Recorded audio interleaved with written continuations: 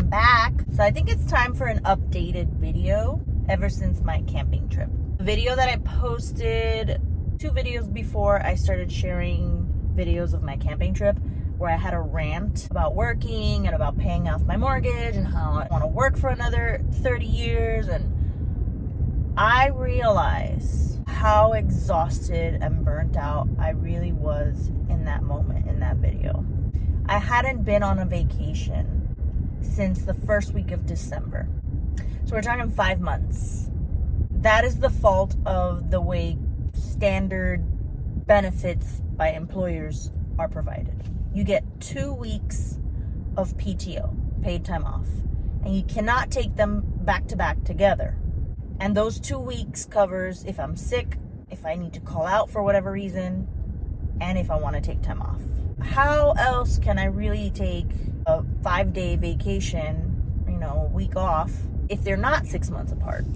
So I try to do weekends, and I try to take a Friday and a Monday off, for example, so I don't take, 3, 4, 5 days in the middle of the week off. But that's harder because typically you end up paying more prices for flights and for hotels or for whatever, because you're doing it on the weekend versus doing it in the middle of the week. But at the end of the day, it's just really not enough time. Now, I know that it comes with seniority, and the longer you've been employed, typically the more PTO you start to gain. So there are some employees who've probably been there for 10 years or more, and they get 3 or 4 weeks vacation. I just started there. It's going to be 3 years in July. Even though I've been doing my line of work for 10 years. And the reason I've been there for 3 years, despite having worked for 10, is because I refused to settle at jobs that I didn't feel valued, that I don't feel like I was compensated fairly, that I don't feel like I was being respected, or that just simply weren't working out for me. The hours weren't working out, or the days. First job was hospitals, weekends, overnight shift. Another job that I had after was part-time. Go ahead. Practically up in my face anyway. I knew what I wanted, and I finally found it. And it took, I've been at this company, it's going to be 3 years, and I graduated 10 years ago this year. So yeah, 7 years of working different jobs before I found a job where I feel like I'm fairly compensated. I feel like I'm respected, and I like it there. But I'm a newbie in comparison to the other ultrasound techs, and thereby I am starting from scratch with collecting my allowable PTO. But I was so burnt out and so stressed out. So now that I'm back from my little vacation, as you probably have seen in my previous video, it didn't quite go as well as I had hoped. And I knew that this was a possibility. There were a couple things that I expected could possibly go wrong that I was somewhat prepared for, but there were a couple of things that I did not expect. Number one, I was prepared for having to do the work. I knew what I had to take and what I had to do. I knew I had to set up a sleeping area for myself and for my daughters. I knew I had to set up a mutually shared area between our sleeping areas for preparing meals and for hanging out. And I knew that it would take a lot of work. I knew I had to prepare our meals and clean up and shower in a shower house and all that stuff. That's number one. Number two, I knew that it might be hotter than I expected. I knew that I would probably be a little uncomfortable in the heat, but I was okay with it because the weather for months and weeks and days leading up to it was showing somewhat between mild and hot. So it wasn't still technically Florida winter. It was no longer cold, because Florida can get cold. I mean, we've had 20, 30, 40 degree weather in the evenings, and we've had, 40, 50, 60 degree weather during the day. That's our winter. But those days are long gone by about end of March. 15, 20 years ago, those days were long gone by beginning of February. I remember being a kid, and in October, we would have cold Halloweens. I remember having to wear a jacket, and now it's like hot in Halloween, on Thanksgiving, on Christmas Day. So the cold has shifted over, and now it kind of starts in January and it doesn't really end until April sometimes. I remember having cold days of either last year or a few years ago in the beginning of May. I'm pushing it a little bit, but it's the second week of May, and it's showing that the highs could be in the mid to high 80s and the lows could be in the high 60s, low 70s. So in the nighttime, it showed that the lowest temperature would be around 67. It could be 68, 69, 70, 71. I'm like, that's fine for nighttime, for sleeping. And then during the day, there would be comfortable, like 82, 84, 86, maybe 87, the max. That is not what happened.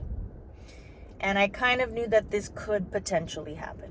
On the very first day when we arrived, it was a very hot day. Even when we got to Bok Tower. Bok Tower is actually a little more south. It's closer to Orlando than where we stayed, which was about another hour and 45 minutes north of that. The more north you go, the cooler weather you're going to get, typically. But it wasn't much of a distance to make that much of a difference. But it was hot. It was in the 90s, like 91, 92. Eventually it settled down, but the humidity, of course, made it feel hotter. So, okay, fine. But the two things that I did not expect, nobody warned me, nobody told me, I didn't see it online, I didn't think about it, I didn't research it. We all know that Florida is known for mosquitoes, right? We've got mosquitoes, gators, and hurricanes, right? I had mosquito nets for our bedding, which worked great for all and any type of bugs. However, citronella candles, DEET, and any kind of anti-bug spray that you may want to put on your body does not work on deer flies. Deer flies. I didn't even know these were a thing. I've heard of horse flies. I know what black flies are. I mean, you can't have a picnic or a barbecue outside in Florida without black flies swarming everywhere. And I've heard of horse flies. I know wasps, hornets, bees. I knew all that stuff could have been a possibility, but they're few and far between unless you're near a nest. Well, I learned after my trip that between the months of May and September is deer fly season. And they hide in the trees and they are attracted to dark colors. My car's white, but my tent is like a hunter green. Both the tents. I was wearing dark blue shorts. My daughter was wearing like high socks. I told her either wear pants or wear high socks because I was worried that while we were hiking around, there could be the risk of, deer ticks. That's what worries me a lot because of the risk of Lyme disease. Didn't even know deer flies were a thing. My daughters were all scared of them and I'm like, don't worry about it. I thought they were like black flies. I'm like, I've never been bit by a black fly. I read online that black flies do sting and bite, but I do not ever recall being bit by a black fly. They just like to hover around your food and lay their nasty eggs on your food. With that said, I thought, oh, these are some kind of fly. I don't know what kind they are. They don't look like horse flies because I know horse flies are extremely large, but they were thinner and longer than a black fly. But they kept landing on us. And I told the girl, stop swatting at them. Just like relax and they'll leave you alone. I started doing that and I started noticing, ow! Like I would feel like, ow! They stung.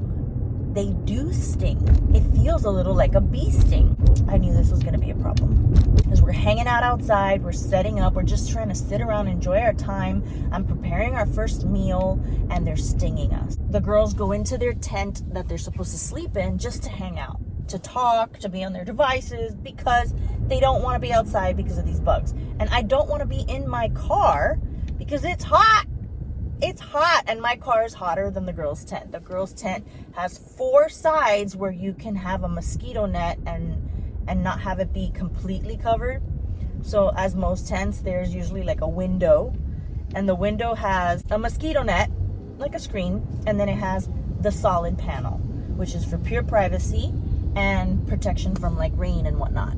So they had all 4 solid panels lifted up and opened up, and they just had the breeze coming in on all 4 sides. Whereas my car, I lowered the windows. I did buy mosquito nets for the windows, but I had a tent like over the back of my hatch. It was just hotter in the car. And the interior of my car is black, and I didn't want to hang out there. So I was hanging out outside, and I was getting killed. And they eventually started getting dark. We were hot and sweaty. I had already made dinner. We ate, so we decided we're going to take a shower once it gets a little darker, once it cools down. which we did. We enjoyed a nice cool shower, and then we went back to our campsite, and they went into their tent, and I hung out outside because, believe it or not, the deer flies kind of like let up a little bit in the evening. They weren't biting as much, but they were still being a little obnoxious. So it got to a point where I stayed outside for a while because it was too hot to be in my car, but eventually I said, I think I can handle being in my car now. And I started hanging out in my car, my sleeping area, and it was fine. It was perfectly fine. It was still a little warm, so I was struggling to go to sleep, but I was hanging out in there. There was no bugs because my net was working just as I had planned. But then all of a sudden, I think I was falling asleep, and I was in a good state of sleep, and I started hearing the rain. The second thing I did not anticipate. I did see on the weather app that there was going to be a small chance, we're talking like a 10% chance of some rain around 4 or 5 p.m. Mind you, that was around the time that we were setting up, and it didn't rain. So I thought, well, I guess it's not going to rain because it was a small chance. Never anywhere in any of the weather predictions, by any standard, by any means, by any app, by anything, did it say that there was going to be a thunderstorm. And it said once it was happening and I opened up the app, it said thunderstorm. Thankfully, I didn't hear thunder. I didn't see any lightning, but it was raining hard and fast. And you know, when it's windy, it comes in sideways. I also forgot to add one last little thing. I'm sorry if I'm dark in this video, but it's already nighttime and I'm ready for bed. I forgot to add that the state park that we stayed at particularly is a little bit too close to a main road, and you could hear road noise.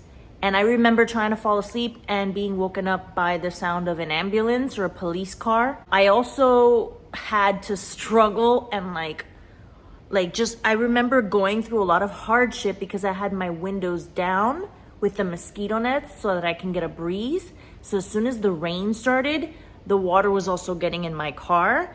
And I had my keys wrapped in foil because in order for your key fob not to die, because your car senses that your key fob is near and so it's constantly draining the battery, you have to wrap it in foil. I had them in like a small bag, and I had to look for the bag, and I had to grab a key fob, and I had to unwrap it, and I had to lean towards the front of the car and turn on the car, put all the windows up, and then turn off the car. And then I don't remember if I did that before or after I went to take care of the girls' situation, but it was stressful. It was hard to get some sleep because when I was drifting off to sleep, I don't recall if it was before or after the rainstorm, but then there was the issue with the street noise. So either the street noise happened first, and then the rainstorm stress happened where I had to go close the girls' tent and I had to put up my windows.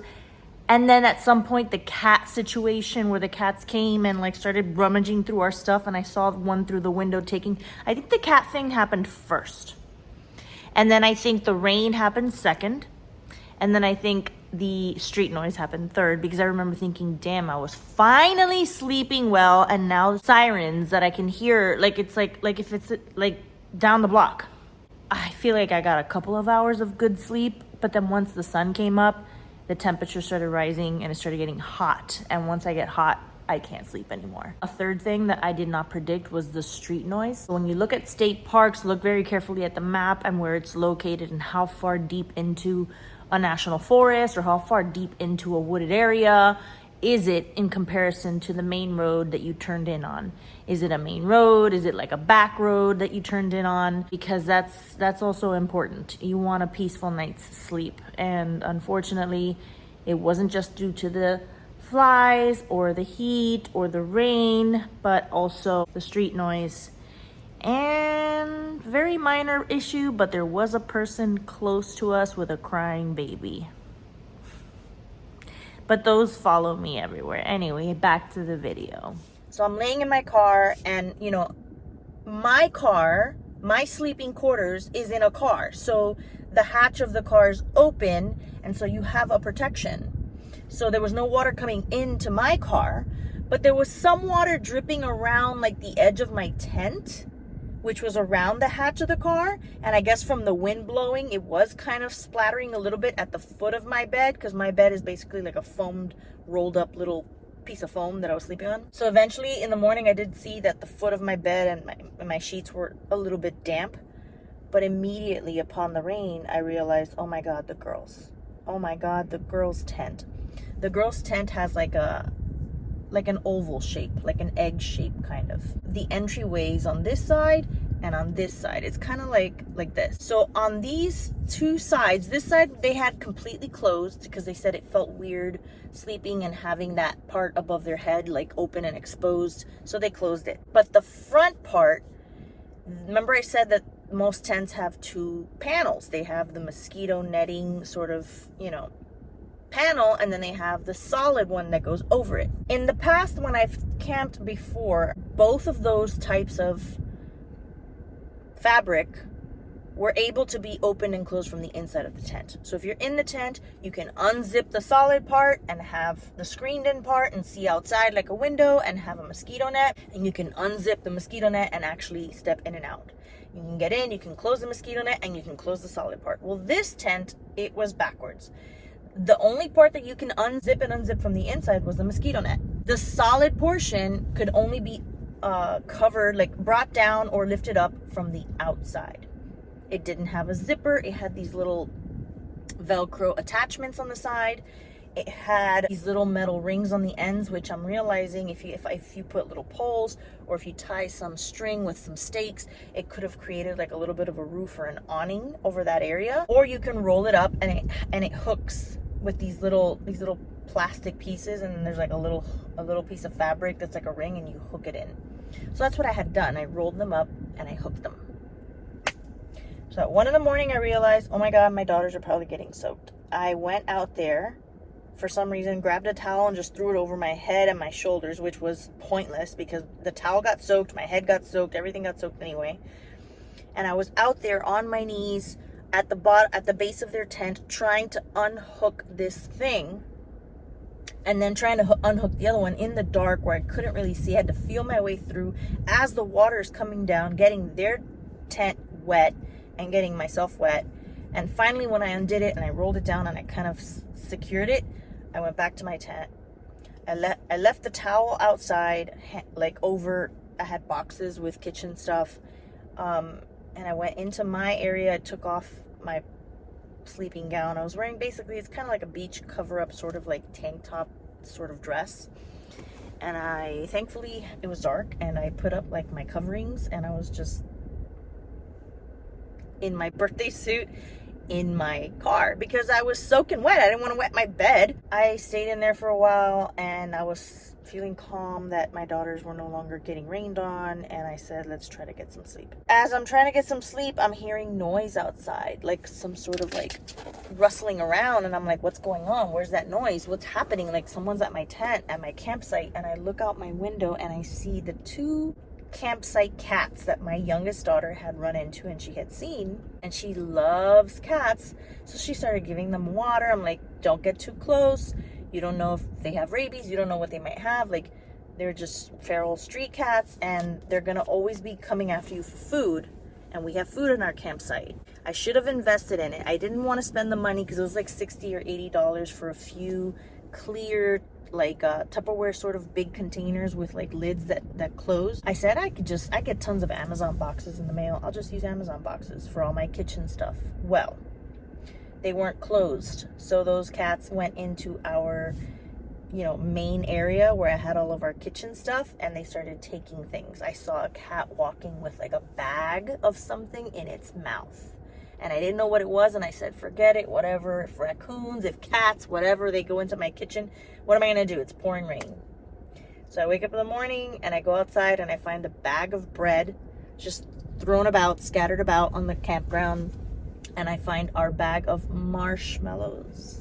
I was gonna make a campfire and I was going to make s'mores, and they got into our marshmallows. The bag was ripped open. There was a marshmallow on the ground filled with ants, and that was it. They didn't even eat them. They just somebody ripped into them and didn't even eat them. So those were garbage, as well as the bread wasn't even ripped into or open. So believe it or not, I actually salvaged the bread and we used it and we were fine. We didn't get sick. Nothing happened to us. But then I realized I had tortillas as well because I was going to make tacos on the second night and the tortillas were missing. So I think they just took that and that was their dinner. I just realized that I forgot to mention while I was driving and sitting in my driveway that even though I was extremely stressed out in that last video that I had made, venting, I forgot to mention that despite all of the things that went wrong and having to abandon camp on the very last day, and we drove about a mile down the road and stayed at a local inn, we enjoyed some air conditioning, a nice comfy bed, no bugs, and we had Denny's for dinner while we watched movies. I feel much better.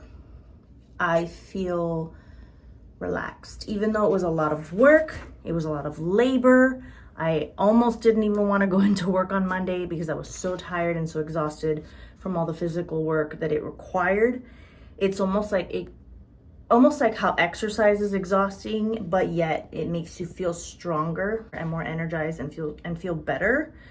It was the same. I guess it was a change of scenery. I guess it was the putting in effort into something different that isn't the same monotonous, mundane, like routine every day. You know, there was some meaning behind it to it. It was a mother-daughter trip. It was my first time, you know, camping alone, not alone, obviously I had my daughters, but alone meaning like I didn't have someone in authority who I could turn to for direction and trust, and it was just me. It was all on me. If anything went wrong, it was on me. If we were in danger, it was gonna be on me.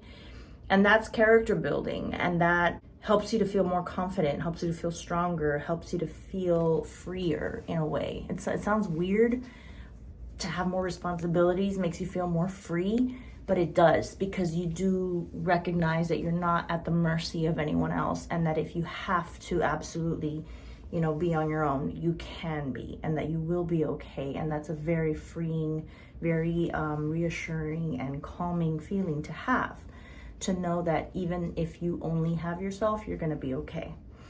And this experience gave me that. I don't think I'd ever driven that far away on my own, with the exception of one time that I did go to Disney with my daughters on my own, but I caved eventually, and I was on a break because there was a lot of breaking up and getting back together with their father, and you know, I kind of caved and I told him, hey, do you want to join us? And I invited him, and he drove up and he met us there. So I did drive up there by myself, but I didn't spend the entire trip by myself. So that was kind of a cop-out. But in this case, I drove farther than Orlando by myself, stayed there all weekend, and drove back. And the drive alone was so enjoyable. It was peaceful. It wasn't Miami traffic. It wasn't people weaving in front of me. I'm looking to the sides and it's just like fields, and I saw cows and I saw horses and I saw barns and I saw all kinds of like things that just are foreign to Miamiers, because when you're in Miami, there he goes again, can't film a video without him interrupting. You're gonna see nothing but shopping malls and strips and centers and old houses and just cars and cars and cars and cars and cars upon cars. So the drive alone was fun, jamming to my music and driving a long distance and taking little pit stop breaks was a good time for me. So I feel a little better, but I know I'm gonna need another vacation in about another 2 months or so. We'll see what happens. Let me go tend to this needy cat who never lets me record anything, and continue on with the video. Bye. The campfire. I don't know why it didn't dawn on me. It didn't dawn on me to pick up firewood. You know, it did. I've been planning this trip for a few weeks now, and I've had things all scattered about my house in little corners so that I wouldn't forget what to take. And I did have a little stack of firewood in my backyard. And I thought, take the firewood. And I think when I was packing the car, I realized, oh, it's kind of tight. It's crowded. There's not a whole lot of room. I can't take the firewood. But a lot of campsites will sell firewood at the ranger station, or if they have like a campsite store. And I thought I could always do that. I also had purchased these little, it's like a packet from Amazon that come with these little individual plastic packets with some white stuff inside, and all you got to do is light a corner on fire. You throw it in the fire pit. Obviously you need firewood. That alone is not going to cut it. But it does create a little fire all by itself, but eventually it gets put out because it needs the firewood to keep going. So I thought, let me try that. I found a little piece, a small piece of actual like campfire wood thrown in the bushes. I said, let me try using this. It created a little fire, but then I said, I need to feed this fire a little bit more. So I started looking for other little twigs and little branches and little pieces of tree. And I know that leaves and newspaper and paper in general tend to like burn quicker, but they also create a lot of smoke. So I thought, well, maybe the burn quicker will help the fire get started. So I got some dried up leaves. Fire lasted 5 minutes and then it got put out. So I said, I'm not even gonna bother with a campfire. That was on the first day, and I thought I could always go to the ranger station to buy some firewood, but at that point I was so exhausted. My face was red and hot. I had just finished setting up camp and I wanted to take a shower, and I said, well, we'll do s'mores tomorrow. I'll buy campfire wood tomorrow. Well, that tomorrow was the morning that we woke up after the rainstorm and everything was wet, including the fire pit. I'm thinking, even if I buy firewood, the fire pit being wet, like, I just don't know if it's gonna work. Plus our marshmallows were destroyed, so that defeated the purpose. So I'm glad I didn't buy it. I'm glad I didn't pack it, because it would have been pointless. So those were a few of the disappointing things. So eventually, the weather did not cool down after the rain like I had hoped. Typically in Florida, when we get a lot of rain around the months between October and like March or even April sometimes, and May, it's happened before. You'll get a sudden like rain and then a cold front follows. And then that cold front will last you for a few days and then it goes away. So this little bit of precipitation that we were supposed to get on Friday afternoon was supposed to make Saturday and Sunday slightly more pleasant. The temperature was going to be a little bit lower, but that didn't happen even after the big rainstorm. But it looked like on the weather app that was going to happen on Sunday. So I'm like, girls, if we just, if we could just like hang out for one more night, I think tonight's going to be a little more pleasant and tomorrow will be nicer. But the girls were miserable. And I don't think it was so much the heat as it was the flies. And I had to agree. The flies were driving me absolutely nuts. And I have marks all over my legs to prove it. I realized, next time I'm never doing this again unless it's between the months of like December and February. Because even in Florida, sometimes in November, it can still be hot. So I'm not taking that risk anymore. No more summer camping, unfortunately. But you see, I have to say that it makes me sad that I live in Florida. I don't like Florida. It's just, I'm sick of it. I'm bored of it. It's flat. It's a swamp. It's full of gators and mosquitoes and nothing special. Everyone that loves it is like, wow, we have beaches and I've already seen every darn beach, and it's not that pleasant because of the kind of people that are always hanging around the beach. And unless you have a boat, and to have a boat, you need to have a lot of money. There's not going to be a whole lot of fun to be had with the oceans and the water. I remember having visited North Dakota. I remember having visited California, wine country. I remember having visited Seattle. I remember having visited Bar Harbor, Maine. I hiked in Acadia National Park in the middle of the summer. It was, I think, end of June or mid-July, somewhere around there. Summer. I hiked in a national forest, national park. Not one mosquito, not one fly, not one bug bit me. It wasn't hot. It was perfectly comfortable. I was wearing jeans and a t-shirt and hiking boots, and it was a beautiful experience, and I loved it. I enjoyed it very, very much. I went to Tennessee. It was in the winter, the first week of December, and we did hike up a mountain in the Great Smoky Mountains. We went up the Alum Cave Trail, which was about 5,000 feet elevation. And it was about, I'm going to say about 3 or 4 miles, or 5 miles. I don't remember now. But it was a big hike, and we had elevation, and we were out of breath, and we were tired, but I enjoyed it. It was fresh. It was comfortable. Even with the exercise of the hike, I had to take off some layers, but even with the sun, not one mosquito, not one fly, not one bug, and there were trees everywhere. But yet here in Florida, I went to a park, trees everywhere, and the flies were just swarming aggressively, just attacking us. It's not that I don't like the outdoors. It's not that I don't like hiking. It's that I don't like Florida. And unfortunately, the only time Florida's pleasant is when we have our winter, which isn't even a real winter. It's an artificial winter. It's just the current blowing cold air from the north down by our neck of the woods, and then it goes away. That's why we have a couple cold days, then it's hot again. Maybe a cold week, then it's hot again. We rarely have a consistently cold set of months. It'll just be a little cold and hot and cold and hot. Florida is bipolar, and I can't stand it. And unfortunately, my desire to try camping more often is going to be difficult when it's tent related, unless I buy some sort of portable AC. But even still, I would also have to buy some sort of, completely mosquito netted large tent, and I'm spending the whole time in this little, enclosed area. I mean, that defeats the purpose. The whole purpose is to feel free, to be in nature and to be outside, not having to feel like I'm in a prison of my own little mosquito net tent, And everyone else that was at the park, almost everyone else, was in a trailer or an RV of some sort. I saw a Class C, I saw some travel trailers, a fifth wheel, I saw a Class B, and I did see, I think, one SUV with a tent as well. But it's just not comfortable. It's just not doable. So we'll see. We'll see what the next thing is, but there's got to be another adventure. I still have some PTO left for this year, and I'm going to do something else. And once I know what that is, I might give you a clue. I might not reveal it until it's done already. Plan in silence, celebrate in public. I'll see you guys in the next one.